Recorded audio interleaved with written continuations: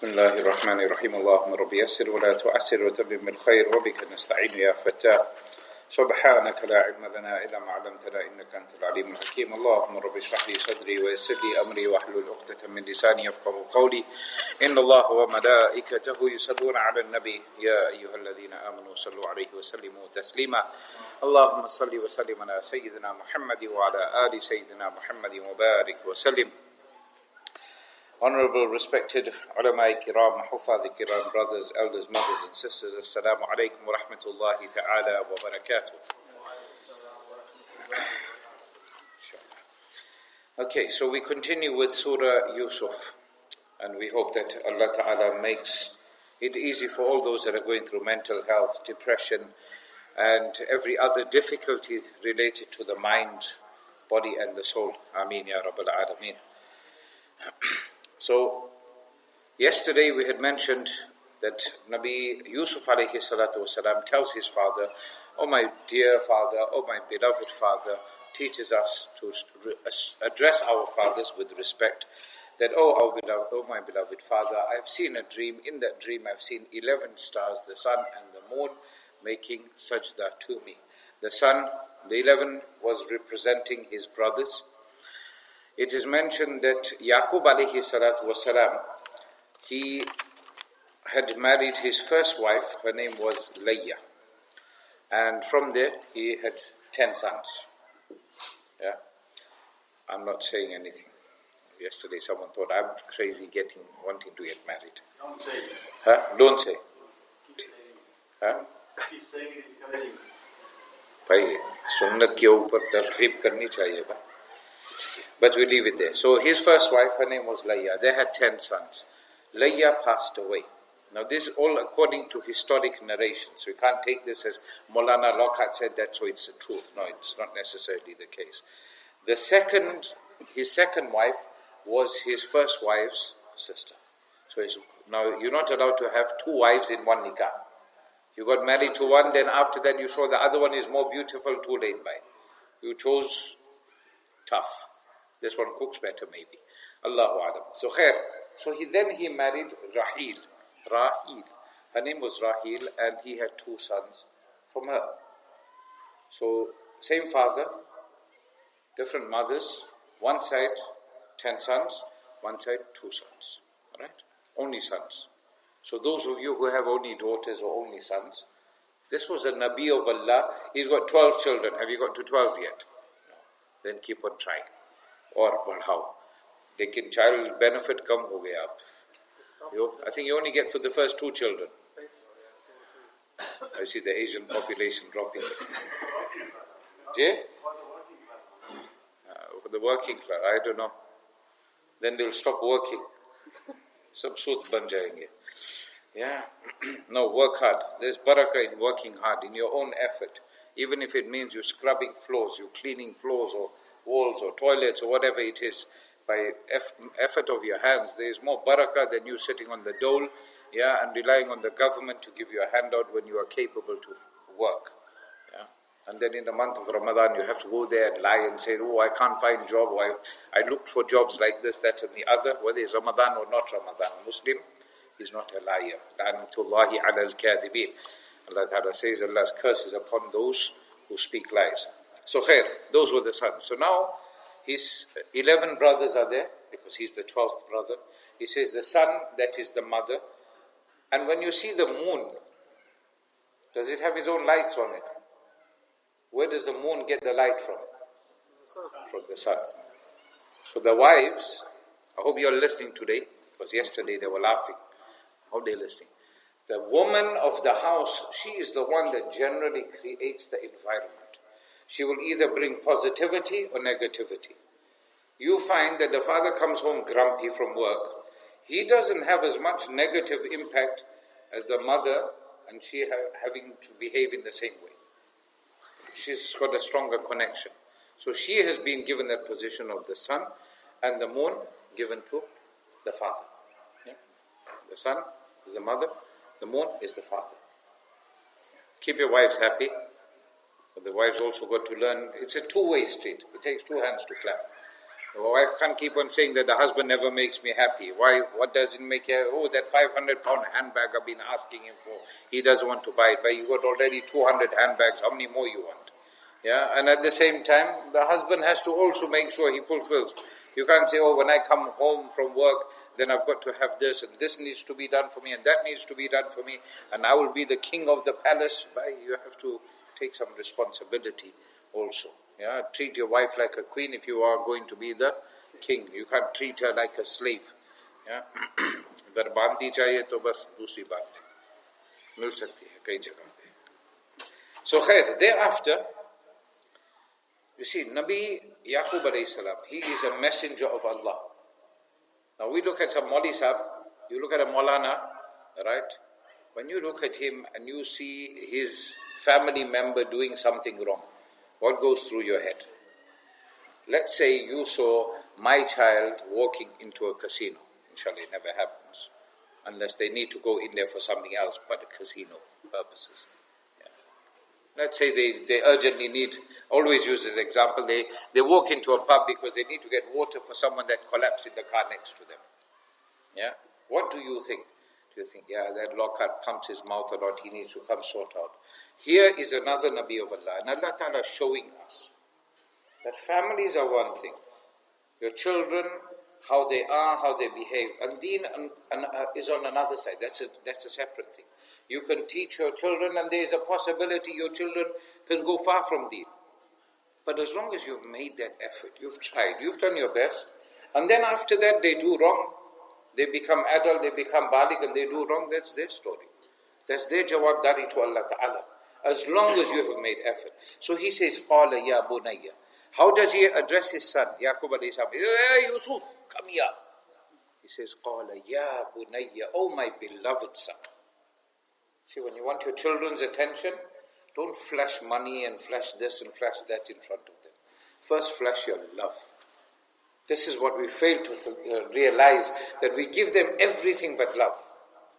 And when they come to madrasa, you must see how some of them behave. They show signs of, Malana, how many years you in the teaching game? Many decades. Children come to madrasa and they express love. There was one girl that used to come madrasa, 5, 6, I think till about 2 years in madrasa. Whenever she'll see me, sometimes by mistake she'll say, Papa. And she'll come and give me a hug. Now how do I come and tell you as a father, Bhai, look after your child? You're going to get mad with me. You're going to get upset with me. Today, unfortunately, you're not standing properly in salah. If someone tells you, you get upset. But the child comes, hey, Maulana, Assalamu alaikum. The child would come running out of the class. They know they're not allowed to leave the class. I'm not saying I'm someone special. Your child then becomes vulnerable to abuse, especially your daughters. If you are not there as a father, your daughter can very easily become vulnerable to abuse from another family member. Why do you think sexual abuse that takes place? Most of the time, it is from a male that is either related or from a male that is known to the family. It's not an outsider that comes in and do it. It's someone that's in the family. So you as a father need to give your love. The mother needs to give her love. So he says, oh my beloved son, la taqsus. Don't make mention of this. Ru'yaka, of what? This dream of yours. Ala ikhwatik, to your brothers. Don't tell your brothers about this. Why? Because as a father you know. Yeah? All of you got children here? Most of you have. Some of you, inshallah, you'll have one day. When you have your children, sometimes you feel like that this child of mine, child number 1, 2, 3, ABC, whatever, right, I'm not going to take names. This child has done exceptionally well. You can see that they're making a little more effort. You can see that their struggle is harder than the other ones. The other children, when it comes to Ramadan, you don't need to tell them to read Quran. Out of Ramadan, you don't need to tell them to read Quran or Salah. But the other one, now you can see they're battling their demons inside. You can see that they've ended up maybe in bad company. So you might go and give them something a little nicer. Yeah. Just to motivate and encourage them. You might take them out for some quality time. Yeah. Instead of you paying £50 and buying your child a present, you're better off spending half that money, take them to a dessert parlor, or take them out for a meal and sit down and have some quality time. Understand, value of money, and value of love are two very, very different things, and let's not get those two mixed up. So Nabi Yaqub alayhi salam understands sibling rivalry exists. There's going to be a problem if the brothers... Now he's a Nabi, he's got foresight, he can see already signs are there that this son of mine is going to be someone special. Not like our parents, the Indian parent was, bada hokar ye banega, doctor banega, ye banega, and then he's going to marry that sister of mine's son, a daughter, I did. Sorry. No, not Adam and Eve. Not Adam and Steve, Adam and Eve, Rosa laga hai, aaj kya kare? So, understand that as Asian parents, you got 101 things mapped out. And then when your son doesn't marry your Haga's daughter, then you get mad. Or she doesn't want to marry your son, you get mad. Then you want to break a family relationship. Here, Nabi Yaqub alayhi salam understands that my sons, they're not going to understand how special this little boy is. But I've got to tell this child that he's got to keep his mouth chup. Don't say anything. Why? Because there's one person that's going to mess it up for everyone. Inna shaytana lakum aduwwun mubin. Shaitan is your open enemy. You know he is your enemy. He hates you. No matter how much enjoyment you have in sin, he hates you. Khalas. He's never going to like you. He's promised to Allah Ta'ala that I want to take them all to Jahannam. And Allah Ta'ala wants us all to go to Jannah. So it depends who you want to love. Inna shaytana lil insani aduwwun mubin. Further on he says, وَكَذَلِكَ يَجْتَبِيكَ.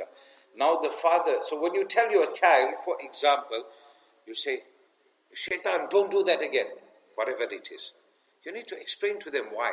If it's a small child and they're putting their finger inside the socket, you don't just smack them on and say, get away from there, don't do that again. You tell them, try to make them understand. Nabi sallallahu alayhi wasallam, one of his qualities was, Anzilun nasa manazirahum. No matter who he was addressing, he would speak to them on their level. He would speak to them at a language that they would understand.